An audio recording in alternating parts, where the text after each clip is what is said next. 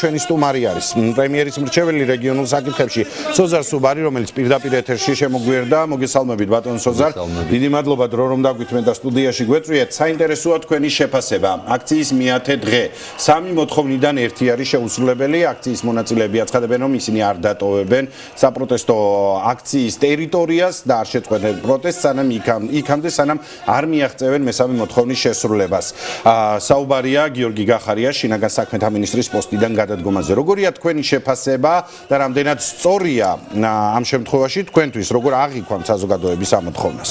კიდევ ერთხელ მოგესალმებით, მაგრამ საზოგადოების მოთხოვნაზე როცა ვლაპარაკობთ, დღევანდელ მიტინგზე უნდა ვთქვათ ორიოდე სიტყვით, იმიტომ რომ ეს უკვე არის არა საზოგადოების მოთხოვნა, არამედ ეს არის წმინდა წყლის პოლიტიკური აქცია და ეს ნიშნები უკვე აქამდეც იყო ბუნებრივია, მაგრამ თავის მეათე დღეზე ის რაც დღესაც ხედავთ, ეს არის ჩვეულებრივი პოლიტიკური აქტივი, შეიძლება დარჩა რამდენიმე ათეული ახალგაზრდებიდან, რომლებიც ამ დღეების განმავლობაში ყოველდღიური პროტესტის საპროტესტო აქციები ჰქონდათ რუსთაველის გამზირზე, მაგრამ ეს არის ჩვეულებრივი აქტივი ნაციონალური მოძრაობის და მცირე რაოდენობა თქვათ მეორე ნაციონალების ეს ევროპულ ნაცებს რო ეძახიან ჩვეულებრივი პარტიული აქტივი და ზუსტად ამაში ჩანს კიდევ ერთი განსხვავება ჩვენ კარგად ვხედავთ როდესაც ქართველი ხალხი ქართული საზოგადოება რამეზე კონკრეტულ ფაქტს აღშფოთდება როგორ მართლა მეყსეულად შეიკრიბება ხოლმე 10-15-20,000 ადამიანი 2-3 საათის განმავლობაში და ეს არის მათი შესაძლებლობა ნაციონალური მოძრაობის მათი წონა ქართულ ხალხში, იმიტომ რომ აქცია, რომელსაც ისინი, თქვათ, პირველი დღიდან არა, დაახლოებით 5-6 დღე გეგმავენ, მობილიზებას ახდენენ საქართველოს ყოველი რაიონიდან, ყოველი კუთხიდან, საბოლოოდ შეძლეს იმის მეოთხედი, მეხუთედი ადამიანის შეკრება, რაც თავისით იკრიბება ხოლმე სულ რაღაც რამდენიმე საათის განმავლობაში და ამის მაგალითები ჩვენ არაერთი გვინახავს, თუნდაც 10 დღის წინ რაც იყო. იმიტომ რომ თქვენ მიგაჩნიათ, რომ ეს აქცია არის პარტიული ნიშნის მატარებელი, პოლიტიკური ნიშნის მატარებელი, მიგაჩნიათ, რომ მესამე მოთხოვნა, რომელიც აქციის მონაწილეებს აქამდე ჰქონდათ, შეუსრულებელია. რას ფიქრობთ გუნდში, საბოლოო ჯამში? აქცია არ წყდება, რა ფორმით ტარდება? ამას საზოგადოებისათვის უნდა ჰქონდეს მნიშვნელობა, მოთხოვნა ძალაში რჩება. ხელისუფლება მთლიანად, შინაგან საქმეთა მინისტრიც მათ შორის ცხადია, უნდა გადამდგარვიყავით, კი არა, საერთოდ პოლიტიკიდან უნდა წავსულიყავით. რაღაც კანონი და კონსტიტუცია რო არ დაგვესწვა და პირიქით დაგვერღვია კონსტიტუცია. როდესაც ხდება შტურმი პარლამენტზე, როდესაც ამ სიტყვის პირდაპირი მნიშვნელობით თავს ესხმიან და თავებს უხეთქავენ პოლიციელებს, იტაცებენ მათ რიგებიდან, ართმევენ მათ საჭურველს, იარაღს, სპეცშეიარაღებებს გულისხმობა ამ შემთხვევაში და ფარის ხელკეთის სპეცშეიარაღების ნაწილია. როდესაც 80-ზე მეტი პოლიციელი ხდება პოლიციაში და ეს გრძელდება ისე რომ არც ერთ პოლიციელს პასუხი არ გაუწია თითქმის 3 საათის განმავლობაში. ეს არის ძალიან სერიოზული თავდასხმა კანონზე, კონსტიტუციაზე, ხელისუფლების მართლაძალის გზით ხელში ჩაგდების ცდელობის ნიშნები ჩანს ამაზე და ამას ბუნებრივია პასუხი უნდა გაეცეს. თუ კი ხელისუფლება, თუ კი შინაგან საქმეთა მინისტრი, თუ კი პოლიცია ვერ უზრუნველყოფს ამ შემთხვევაში კონსტიტუციის დაცვას, მაშინ ცხადია ის უნდა წავიდეს სახლში. ხოლო როდესაც ხდება ამის დაცვა, ამაზე 300 ადამიანი დაზიანდა 80 სამართალდამცველის გარდა. გეთანხმებით, რომ კანონის უზენაესობა უნდა იყოს დაცული, კანონი უნდა იყოს ყველასათვის თანასწორი, თუმცა 300 ადამიანი დაზიანდა, 300-ზე მეტი ადამიანიც დაზიანდა და ამ დროისათვის პასუხისგებლობა ფაქტიურად მხოლოდ 10 პოლიციელზე ვრცელდება. გამოძიების შედეგები არ თვლით, რომ უფრო სწრაფად უნდა მიმდინარეობდეს ეს გამოძიება, უფრო სწრაფად უნდა ჰქონდეს საზოგადოებას პასუხი, წინააღმდეგ შემთხვევაში ძალაში რჩება მოთხოვნა შინაგან საქმეთა მინისტრის მხრიდან პასუხისგებლობის აღება. თუ ამ აქციით ვიმსჯელებთ, ეს პოლიტიკური მოთხოვნა და ბუნებრივია მისი გათვალისწინება შეუძლებელია მოხდეს, მაგრამ არ ვამბობ ამ შემთხვევაში რაოდენობას არ აქვს მნიშვნელობა, შეიძლება ერთი ადამიანი ითხოვდეს და იმ ერთი ადამიანის მოთხოვნა იყოს აბსოლუტურად ლეგიტიმური, როდესაც ითხოვდა ირინა ენუქიძე მისი შვილის კვლევების დასჯას, ეს იყო მართალი და მან მოიგო ეს ბრძოლა, თუმცა მრავალი წელი გაგრძელდა. ასე რომ რაოდენობას არ აქვს მნიშვნელობა. რაც შეეხება დაშავებულებს, ცხადია, ერთია დაზიანებული ადამიანი, ერთი დაკარგული თვალი აღარ ვამბობ ხა თქვა გადაკარგულ სიცოცხლეზე ეს არის ტრაგედია ეს არის ტკივილი მაგრამ ამითი ვერ განისაზღვრება თქვა ოპერაცია იყო თუ არა კანონიერი შეიძლება საერთოდ არ მოხდეს არავითარი დაზიანება და იყოს უკანონო და შეიძლება თქვა ერთი დღის განმავლობაში კი არა რამდენიმე თვის განმავლობაში გრძელდებოდა პროტესტები საფრანგეთში ეხლა არ ჩამსხრალა და ათასობით ადამიანმა მიიღო დაზიანება 15 ადამიანი არის გარდაცვლილი მაგრამ არ დამდგარა ათასობით არის დაეკავებული და დაჭერილი ზოგი სისხლისამართლებრივად ზოგი ადმინისტრაციულით თქვა იქ ყველა ნორმალური ადამიანი უფლებადამცველებით მათ შორის ცვლიან რომ ხელისუფლება იქცევა სწორად ადეკვატურად თუმცა ცხადია რომ იქაც ცალკეულ შემთხვევებში ადგილი შეიძლება კონდეს ძალის გადამეტებას ისეთი როგორცაც ჰქონდა ჩვენ შემთხვევაში და ამ შემთხვევაში მოუწევთ პასუხისგება იმ კონკრეტულ პოლიციელებს ჩვენზე ვლაპარაკობ ამ შემთხვევაში და არა საფრანგეთზე რომლებმაც ჩაიდგინეს ეს გადაცდომა მეცაც გეტყვით მე შეგახსენებთ 2006 წლის 27 მარტი როდესაც ამბოხი იყო ნომერ მე-5 საპრობილეში 7 ადამიანი გარდაიცვალა და რამდენიმე ასეული დაიჭრა. ჰქონდა თუ არა ხელისუფლებას უფლება იქ გამოეყენებინა ძალა ბუნებრივია და ესეთი ძალის გამოყენების დროს შეიძლება გარდაიცვალოს არა 7, არამედ 50 თქვა და ესეთი შემთხვევებიც არის სხვადასხვა ქვეყნებში და ყველა მხრივ ხელისუფლება იქცეოდა კანონის ფარგლებში, მაგრამ პირადად მე სახალხო დამცველი ვიყავი მაშინ და შეფასება მივეცი ამას რომ ეს იყო აბსოლუტურად უკანონო. რატომ? იმიტომ რომ პრაქტიკულად ჯერ ამბოხი გამოიწვია ხელისუფლების პროვოკაციამ და შემდეგ ძალის გამოყენება იყო აბსოლუტურად არაადეკვატური, იმიტომ რომ არა პროპორციული, იმიტომ რომ ადამიანები იყვნენ ჩაკეტილ სივრცეში, არც ერთი ადამიანი არ გამოსულა და როგორც გარედან იყო ლეტალური ტყვეების სროლა, ესე შიგნით შევარდნილი. ანუ თქვენ ადარებთ ძველს და ახალს. არა, მე ვამბობ ოპოზიციის საპასუხოდ.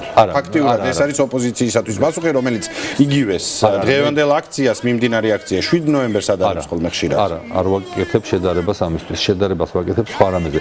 შედარებას ვაკეთებ პროპორციულობის ტესტი რა არის? პროპორციულობის ტესტი არის არა დაზიანებული ადამიანების რაოდენობა ან ხარისხი, არამედ რამდენად საჭირო იყო იმ კონკრეტულ მომენტში კონკრეტული ძალის გამოყენება. შეიძლება საჭირო გახდეს რაღაც შემთხვევაში ჩვეულებრივი სასასრული იარაღის გამოყენებაც კი და ეს იყოს პროპორციული, მაგრამ შეიძლება ერთი გასროლა, ვთქვათ, ერთი რეზინის წვის იყოს არაპროპორციული ძალის გამოყენება, მით უმეტეს თუ ეს ხდება დამიზნებით და ხდება სახეში და ესეთი კონკრეტული შემთხვევები უნდა იქნეს გამოძიებული, თუმცა თავისთავად ცხადია და ფაქტია, რომ ერთი რამ რომ არც ლეგიტიმურობაზე აქ ეჭვი არ არსებობს, ის რომ სპეცსაშუალებების გამოყენება იყო აუცილებელი, ამაზე ეჭვი არ არსებობს, თუმცა იმიტომ რომ სხვანაირად მართლა მოხდებოდა ეს რომ პოლიციას გადაუვლიდნენ, სპეცრად გადაუვლიდნენ ეს კაშმაგებული ადამიანები მომიტინგეებს არ დავარქმევ, იმიტომ რომ ისინი იყვნენ სპეციალურად მობილიზებული ადამიანები მათი უმრავლესობა და მოხდებოდა შეჭრა პარლამენტში, რაც ძალიან დიდ დარტყმას მიაყენებდა მთელი დემოკრატიული მსოფლიოს. კიდევ ერთი არგუმენტი, რომელსაც თქვენი ოპონენტები ამბობენ, კი ბატონო, დაველოდოთ გამოძიებას, ოღონდ გამოძიებას შეიძლება ხელი შეუშალოს მინისტრის გავლენამ.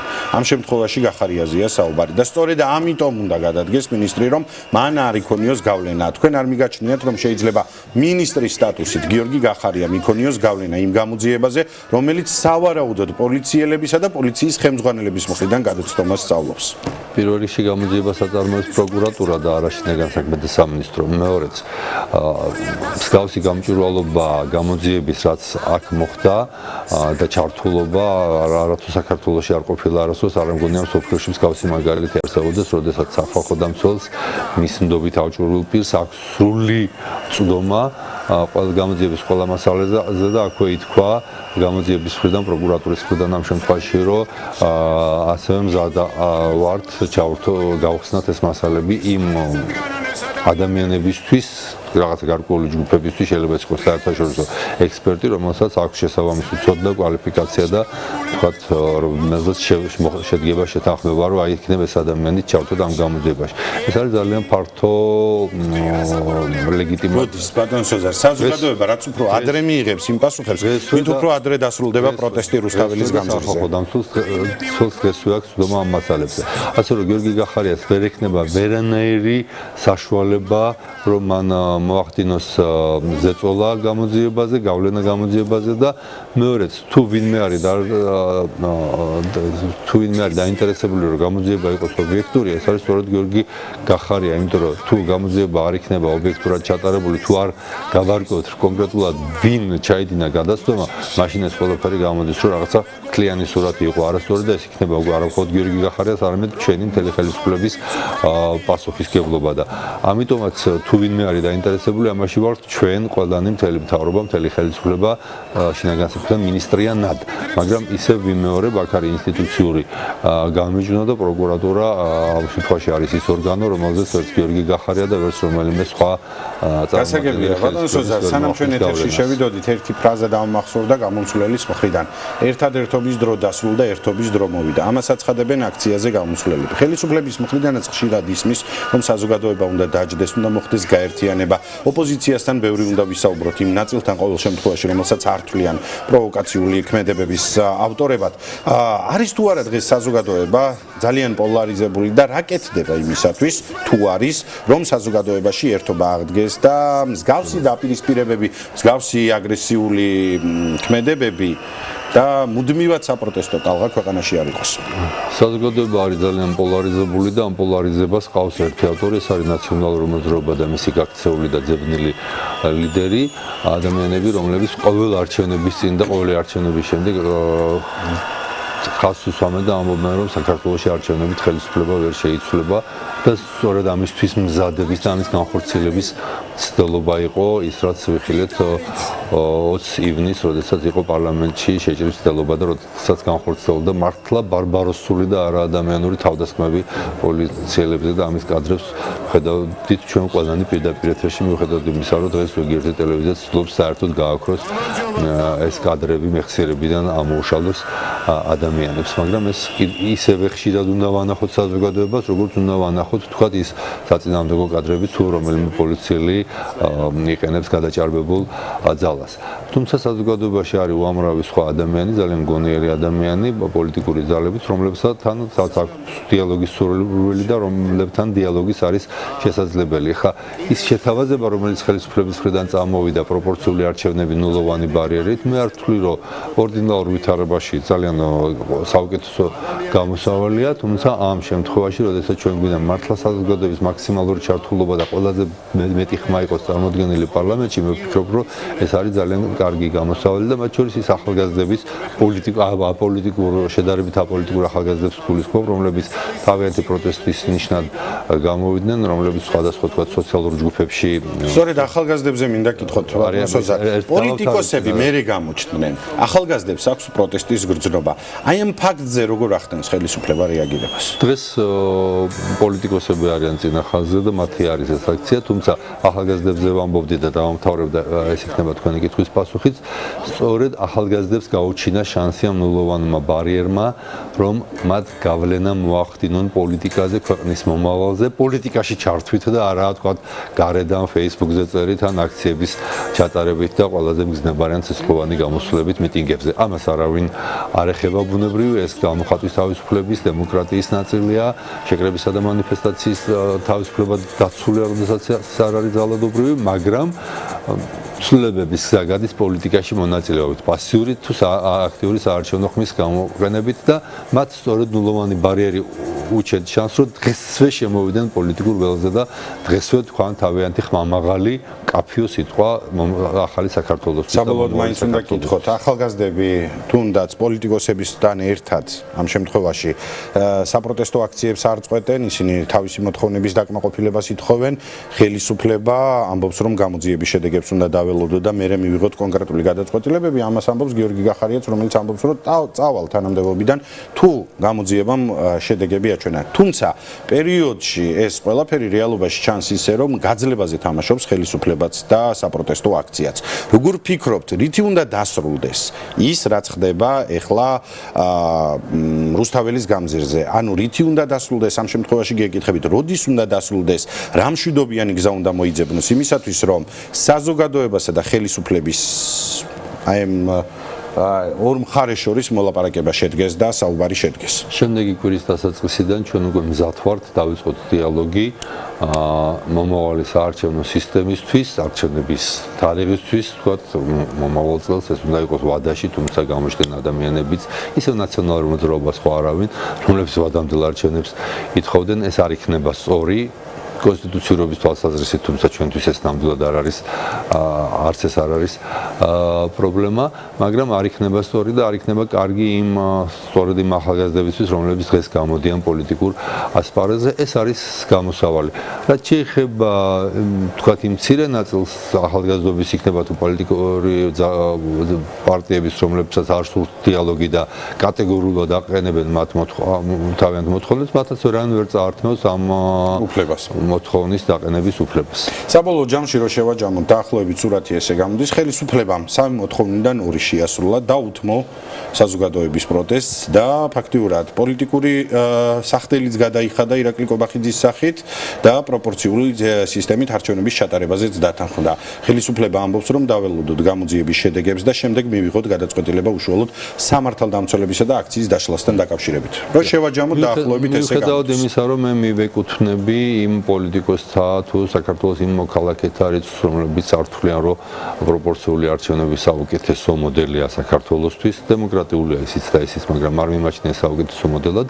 ამ ეტაპზე ეს მართლა ყველაზე სწორი გამოსავალი იყო და მთლიანობაში დღეს საქართველოს მოქმედმა ხელისუფლებამ ქართულ მოწნებამ გადადგა ნაბიჯი, რომელიც გადადგმა ვერ გაბედა ვერც ერთმა ხელისუფლებამ აქამდე და არ თქვათ, რომ ეს მოხდა პროტესტების ფონზე, იმიტომ რომ პროტესტების ფონზე ამან უბრალოდ გადმოიწია 20 წლამდე, სინამდვილეში ეს გადაწყვეტილება ჩვენ მივიღეთ გაცილებით ადრე, მაშინ როდესაც ვიყავით, ასე ვთქვათ, პოპულარობის ზენიტში შეიძლება იყოს. ძალიან დიდი მადლობა, სოზარ სუბარი, პრემიერის მრჩეველი საუბრობდა მაესტროს პირდაპირ ეთერში. დიდი მადლობა რომ გვესტუმრეთ სტუდიაში და უპასუხეთ ჩვენ კითხვებს.